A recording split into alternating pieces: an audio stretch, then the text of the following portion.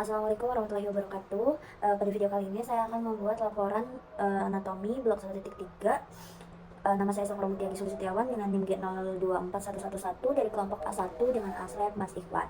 Nah, di laporan yang ketiga, di sini dengan kasus Andre, seorang mahasiswa tingkat akhir merasa tidak nyaman selama mengonsumsi makanan cepat saji selama sebulan penuh karena kesibukan menyelesaikan skripsi. Ia sering mengalami perut kembung, rasa tidak nyaman di bagian bawah perut, dan gangguan buang air besar. Dalam obrolan ringan di kampus, Andre mengeluh kepada Anda. Sebagai teman yang baik, jelaskan kepada Anda tentang tractus digestivus inferior. Nah, setelah tadi membahas tentang tractus digestivus yang superior, kita akan bahas tentang tractus digestivus yang inferior. Nah, yang pertama akan menjelaskan tentang perbedaan dari jejunum dan ileum. Jadi, tractus digestivus inferior itu bermulai setelah ligamentum traits. Nah, yang pertama ada jejunum dan ileum. Jadi perbedaan dari jejunum dan ileum dari letaknya. Si jejunum itu letaknya di regio umbilicalis. Nah, sedangkan ileum yaitu di kanan bawah cavum abdomen atau di pelvis. Nah, dari warnanya si jejunum yaitu merah gelap, sedangkan si ileum yaitu pink muda. Nah, diameternya nggak jauh beda.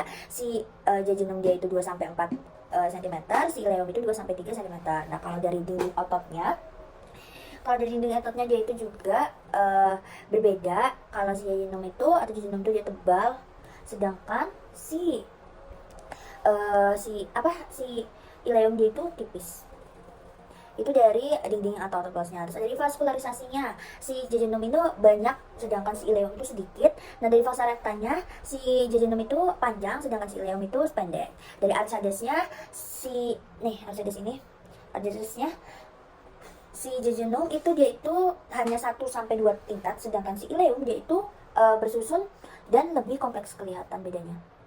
Nah, dari lemak mesenterinya si jejunum itu dia sedikit, si ileum itu banyak. Itu dari perbedaan dari jejunum dan ileum.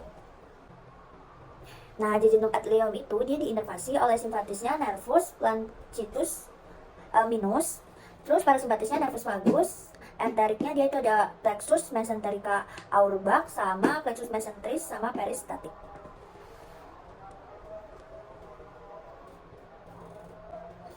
Lanjut ke jelaskan struktur bangunan di kolon. Nah, kolon itu ada dari dari caecum, terus ke kolon ascendens, ke kolon transversum, ke kolon descendens, sama ke kolon sigmoideum, baru ke rectum sama canalis analis. Nah, pertama kita bahas tentang kolon ascendens. Nah, kolon ascendens dia itu kan dari caecum sampai ke permukaan inferior lobus hepatis dexter. Dia itu membelok ke kiri membentuk flexura coli dextra. Terus melanjutkan, dia itu membentuk flexura coli dextra. Nah, dia akan melanjutkan diri sebagai kolon transversum. Nah, batasnya berarti ini. Nah, ini baru namanya kolon transversum.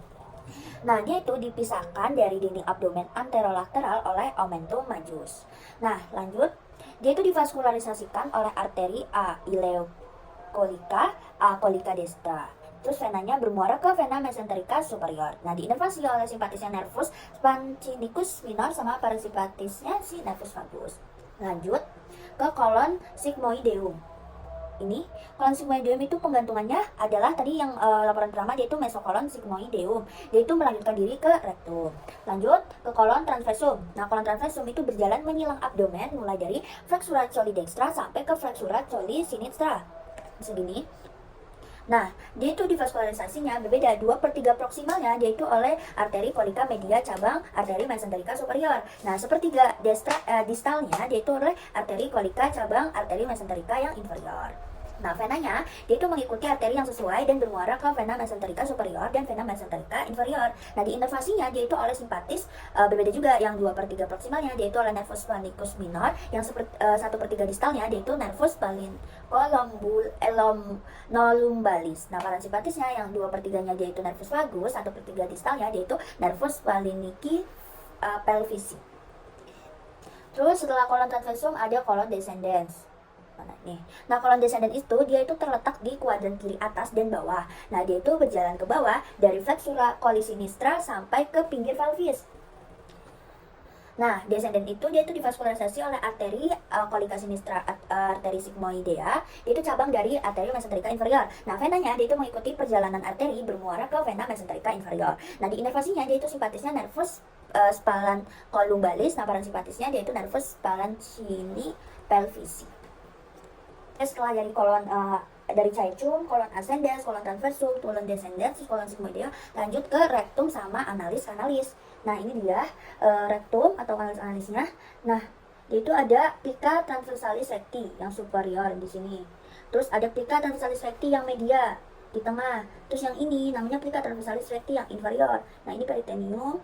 Terus ini ada linea anorecalis, column analis, sama linea pectinalis. Oke.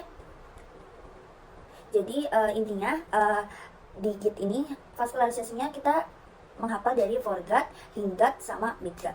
Yang foregut ada esophagus, gaster, duodenum pars superior, hepar, pankreas, sama lien. Yang midgut yaitu ada duodenum pars, descendens ascendens, jejunum ileum, caecum, appendix, kolon ascendens, sama 2/3 proximal kolon transversum. Yang hindgut yaitu ada 1/3 distal kolon transversum, kolon descendens, kolon sigmoideum, sama rectum. Oke, sekian video yang dapat saya sampaikan. Wassalamualaikum warahmatullahi wabarakatuh.